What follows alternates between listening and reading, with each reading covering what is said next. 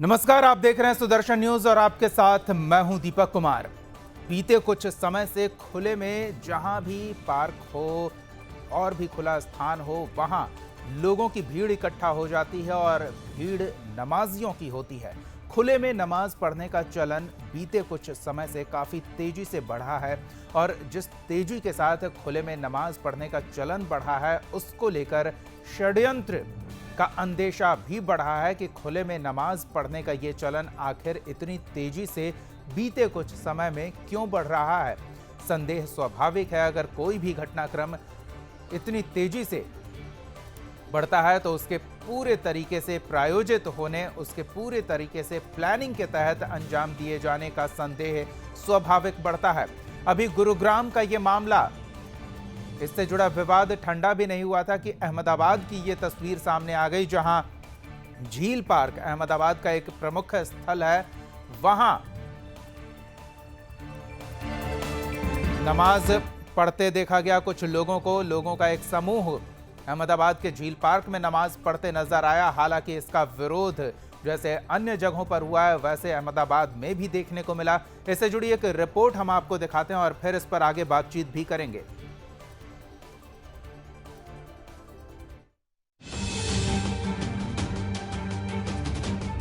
हरियाणा के गुरुग्राम के बाद अब गुजरात के अहमदाबाद से भी सार्वजनिक जगह पर नमाज का वीडियो सामने आया है। अहमदाबाद के वस्त्रपुर क्षेत्र में झील के बगीचे में मुस्लिम पुरुषों और महिलाओं द्वारा नमाज अदा करने का ये वीडियो वायरल हो रहा है। करीब 1.5 मिनट के वीडियो में देखा जा सकता है कि कुछ बुर्का पहने महिलाएं और पुरुषों का एक समूह पार्क में नमाज पढ़ रहे हैं। मुस्लिमों द्वारा सार्वजनिक स्थान पर नमाज किए जाने की खबर सामने आने के बाद 15 नवंबर की शाम को विश्व हिंदू परिषद के दर्जन भर से अधिक सदस्य वहां पहुंच गए और उन्होंने पार्क का शुद्धिकरण अनुष्ठान किया। उन्होंने बगीचे में गंगा जल का छिड़काव कर हनुमान चालीसा का पाठ किया। इसकी पुष्टि करते हुए विश्व हिंदू परिषद के गुजरात सचिव ने बताया कि अहमदाबाद के झील पार्क का शुद्धिकरण वीएचपी के सदस्यों द्वारा किया गया।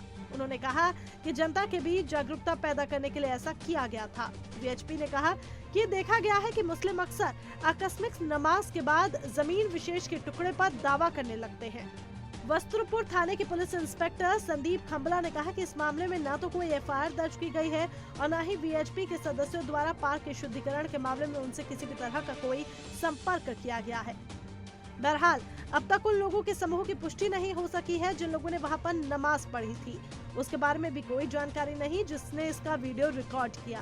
कुछ मीडिया रिपोर्ट्स में संभावना जताई गई है कि झील के पास स्थित प्राइवेट अस्पताल में भर्ती किसी मरीज के परिजन ने ऐसा किया होगा। Bureau report, Sudarshan news.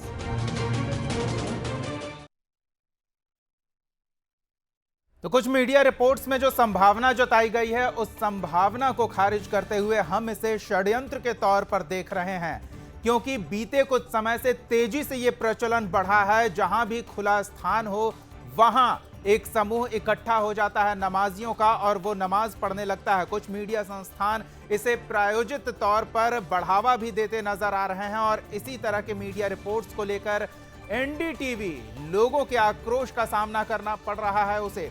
NDTV ने जो रिपोर्ट दिखाई है उसको लेकर सुदर्शन न्यूज के प्रधान संपादक सुरेश चौहान के जी ने भी ट्वीट किया है। उन्होंने अपने ट्वीट में क्या लिखा है ये भी आपको बताते हैं और हम आपको लगातार बता रहे हैं कि ये पूरी तरह से एक नियोजित षड्यंत्र हो सकता है। सुदर्शन न्यूज के प्रधान संपादक सुरेश चौहान के जी ने अपने ट्वीट में लिखा है कि एनडीटीवी ने नमाज के लिए अपने स्टूडियो कार्यालय के दरवाजे खोल दिए हैं। अब सड़क पार्क में नमाज पढ़ने वालों को हम जैसा कोई भगाए तो उनके लिए एनडीटीवी एक आसरा है। आगे उन्होंने ट्वीट में लिखा है कि शुक्रवार को बड़ी संख्या में #नमाज इन एनडीटीवी के लिए मुस्लिम चैनल के स्टूडियो पहुंचने की अपील की है।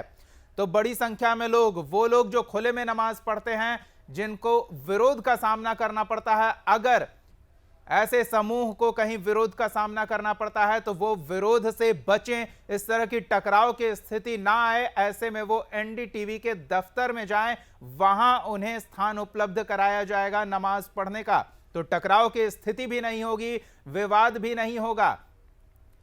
तो लगातार हम वो तस्वीरें आपको दिखा रहे हैं। गुरुग्राम का मामला काफी तूल पकड़ा था। हालांकि इस मामले के बाद प्रशासनिक अमले का एक तरफा व्यवहार देखने को मिला था, लेकिन ऐसे में प्रशासन और शासन को भी लोगों के आक्रोश का सामना करना पड़ा। सोशल मीडिया पर लोगों ने प्रशासनिक रवैये को लेकर आक्रोश व्यक्त किया, जिसके बाद प्रशासन ने भी अपना एक तरफा व्यवहार बदला और खुले में नमाज पढ़ने का जो विरोध किया जा रहा था, ऐसे में नमाजियों को उन पार्कों में, उन खुले स्थानों पर नमाज पढ़ने से रोका गया है। लेकिन ये हंगामा ये थमता नहीं दिख रहा।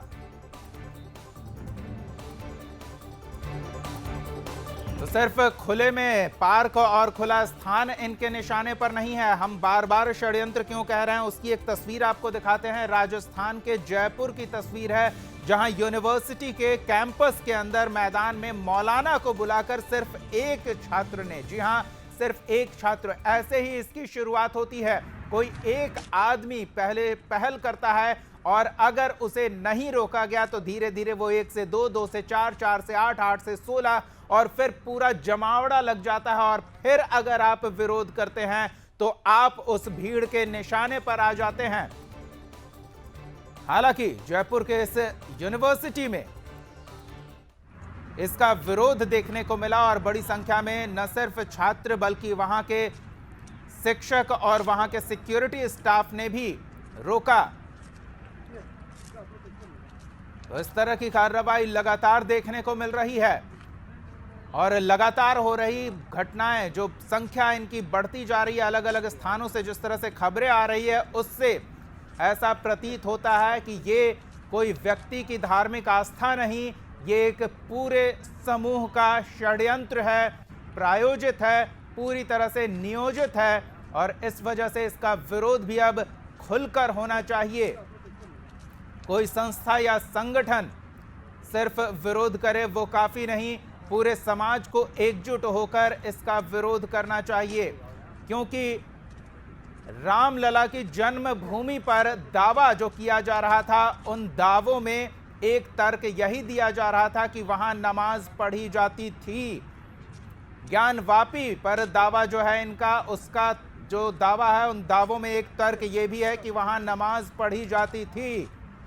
कृष्ण जन्मभूमि पर जो इनका दावा है, उन दावों के लिए जो तर्क है उसमें एक तर्क ये भी है कि उस स्थल पर नमाज पढ़ी जाती थी।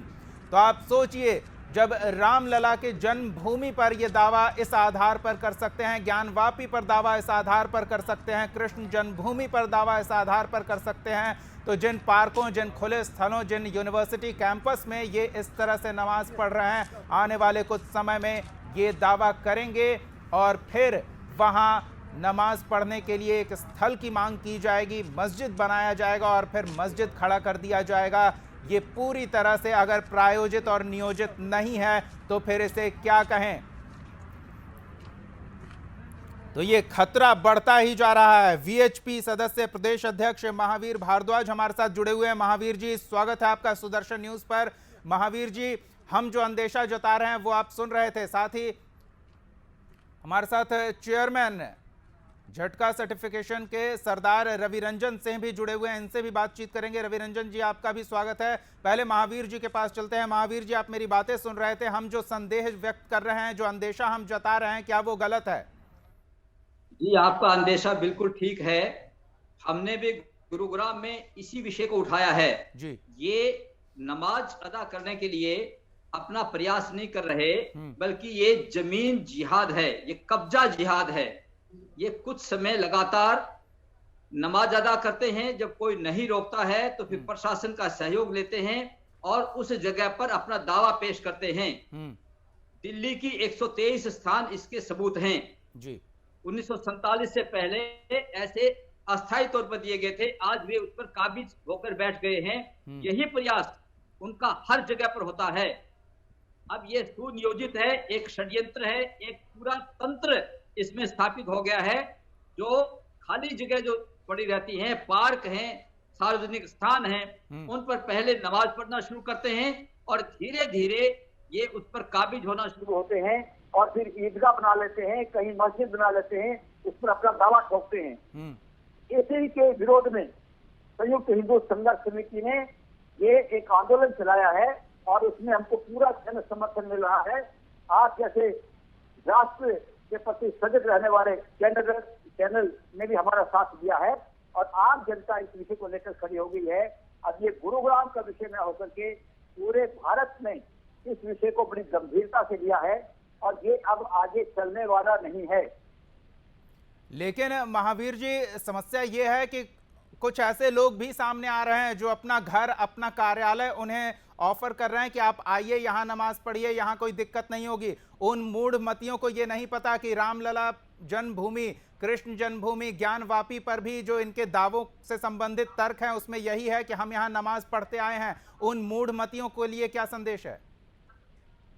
ये समाज में सस्ती लोकप्रियता हासिल करने के लिए किसी राजनीति से प्रेरित होकर के इस प्रकार के कुकृत्य कुछ लोग कर रहे हैं। इनको सबक समाज के लोग अपने आप दे देंगे और इनके ऐसे प्रयासों पर निश्चित रूप से रोक लगेगी।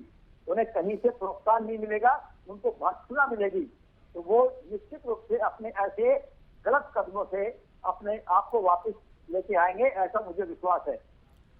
और जो लगातार इस तरह की घटनाएं बढ़ रही है, क्या नहीं लगता कि पुलिस को भी इस पर कोई कार्रवाई करनी चाहिए, सरकार को भी इससे संबंधित कोई ठोस कदम उठाना चाहिए?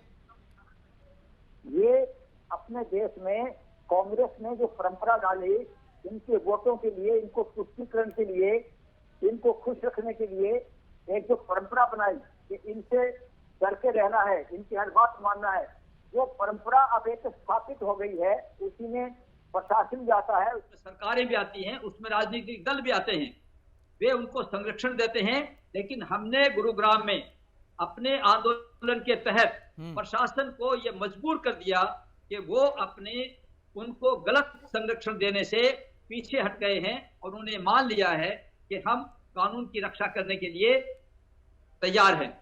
जी, बने रहे हमारे साथ महावीर जी, थोड़ी और बातचीत करेंगे। हमारे साथ और भी मेहमान जुड़ेंगे, इस पर हम उनकी भी प्रतिक्रिया लेंगे।